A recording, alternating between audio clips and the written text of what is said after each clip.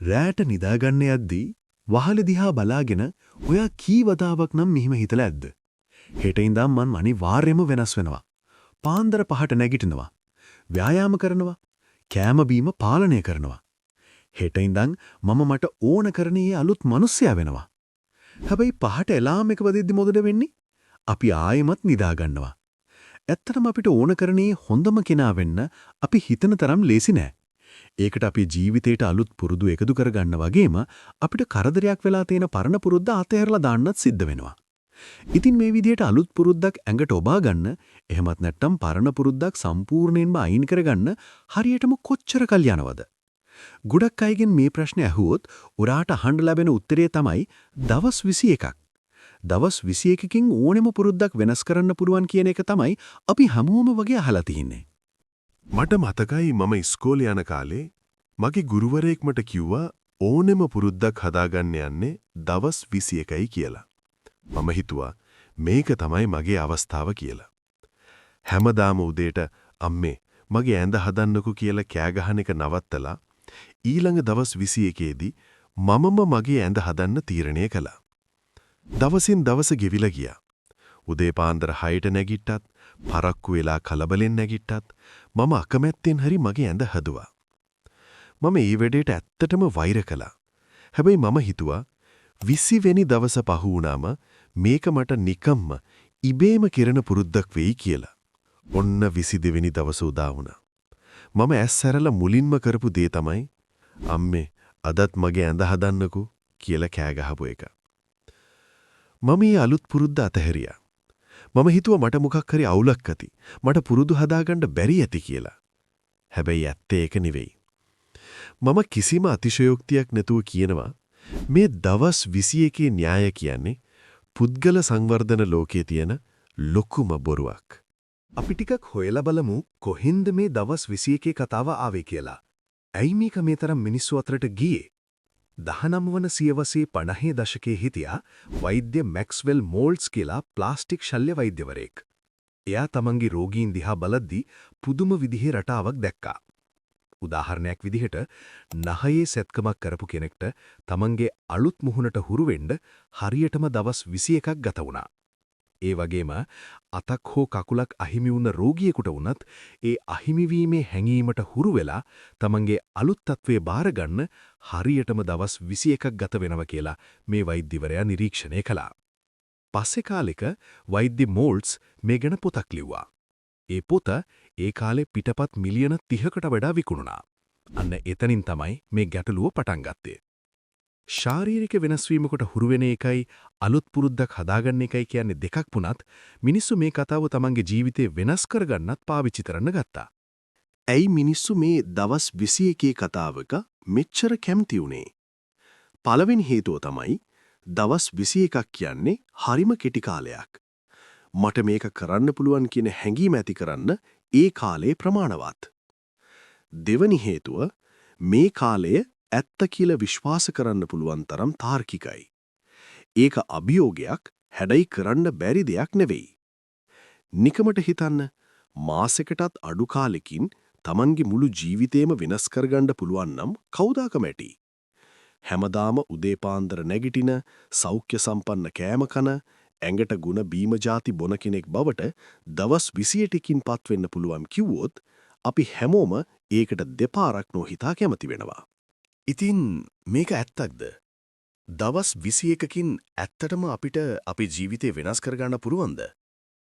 අහන්නත් ආස හිතන කතාවක් වුණත් අලුත් පුරුද්දක් හදාගන්න ගත වෙන කාලය තීරණය වෙන්න බලපාන ප්‍රධාන සාධක කීපයක් තියෙනවා. පළවෙනි දේ තමයි ඔයාගේ ඉලක්කයේ තියෙන සංකීර්ණ භාවය. මම තීරණය කළොත් හෙට ඉඳන් හැමදාම පළතුරක් කනවා කියලා ඒක හරි සරල පුරුද්දක්. ඒකට ගත වෙන කාලයට වඩා ගොඩක් වැඩි කාලයක් ගත වෙනවා මම අලුතෙන් ටෙනිස් ගහන්න ඉගෙන ගන්නවා වගේ සංකීර්ණ දෙයකට අත ගැහුවොත්. දෙවෙනි කාරණාව තමයි ඔයා ඒ දේ කොච්චර දුරට එක දිගට කරනවාද කියන එක. මම දවසකට විනාඩි 3ක් මොකක් හරි පුහුණු වෙන එකයි මගේ යාළුවෙක් ඒ දේම දවසකට විනාඩි 30ක් පුහුණු වෙන එකයි අතර ලොකු වෙනසක් තියෙනවා. එහෙනම් අපි මේ කතාව පැහැදිලි කරගමු. අලුත් පුරුද්දක් ඇති කරගන්න නැත්තම් පරණ එකක් නැති කරගන්න ඇත්තටම කොච්චර කාලයක් යනවද? මේ ගැන විශ්වාස කරන්න පුළුවන් විද්‍යාත්මක පරීක්ෂණයක් තියෙනවද? ඔව්, තියෙනවා. මනෝවිද්‍යාඥ පිලිපා ලැලී කියන මහත්මිය කරපු හරිම ප්‍රසිද්ධ පරීක්ෂණයක් තියෙනවා. මේ පරීක්ෂණයට මිනිස්සු 96 දෙනෙක් සහභාගී කරගෙන සති 12ක කාලයක් ඔවුන්ව නිරීක්ෂණය කළා. මේ හැම කෙනෙක්ම Tamanට හදාගන්න ඕන අලුත් පුරුද්දක් තෝරගත්තා. සමහරු කෑම කන්න කලින් වතුර වීදුරු 3ක් බොන්න, තවත් සමහරු රෑ කෑමෙන් පස්සේ විනාඩි 15ක් දුවන්න වගේ පුරුදු තෝරගත්තා. සති 12කට පස්සේ මේ දත්ත විශ්ලේෂණය කරලා බලුවාම කෙනෙකුට අලුත් පුරුද්දක් කිසිම වෙහෙසකින් තොරව ඉබේම කිරෙන වට්ටමට පත්වෙන්න සාමාන්‍යයෙන් මාස 2ත් 8ත් අතර කාලයක් ගත වෙනවා කියලා හොයාගත්තා. හරියටම කිව්වොත් දවස් 66ක්. මේ කාලය එක්කිනාගෙන් එක්කිනාට වෙනස් වුණේ ඔවුන් තෝරගත්තු කාර්ය, පුද්ගලයාගේ ස්වභාවය සහ ඔවුන්ගේ වටපිටාව අනුවයි. සමහරු දවස් 18කින් අලුත් පුරුද්ද හදාගනිද්දී තවත් සමහරුන්ට ඒ වෙනුවෙන් දවස් 254ක් ගත වෙලා තිබුණා. ඉතින් මනෝවිද්‍යාඥ ලැලීට අනුව ඇත්ත කතාව තමයි අලුත් පුරුද්දකට හුරු වෙන්න ඔයාට දවස් 21ක් නෙවෙයි මාස 2ත් 8ත් අතර කාලයක් වුණත් ගත වෙන්න පුරුවන් කියන එක. මේකට මාස 2ක් ගියත් 3ක් ගියත් අවුරුද්දක් හෝ 2ක් ගියත් ඒ ගත වෙන කාලය ගැන වදවෙන එකේ කිසිම තේරුමක් නැහැ. වැදගත්ම දේ තමයි ඔයා ඒ වෙනස අදම පටන් ගන්න එක. එකපාරක් පටන් ගත්තට පස්සේ ඒ පුරුද්ද දිගටම පවත්වාගෙන යන්න උත්සාහ කරන්න. ඒක ඔයාගේ දෛනික කාලසටහනට ඇතුළත් කරගන්න. ෆෝන් එකේ රිමයින්ඩර් එකක් දාගන්න. ඔයාට උදව් කරන, ඔයාව දිරිමත් කරන වටපිටාවක් නිර්මාණය කරගන්න.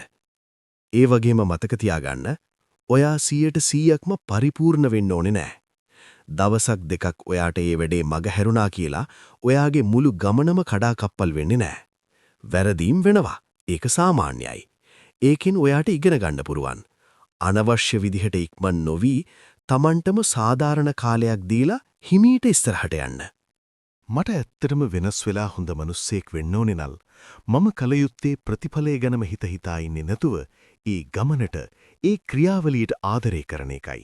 එක පාරට ලොකු දේවල් කරන්න ගිහින් හෙම්බත් වෙනවට වඩා දවසින් දවස පොඩි වෙනස්කම් කරමින් ඉස්සරහට යන එක තමයි සාර්ථකත්වයේ රහස.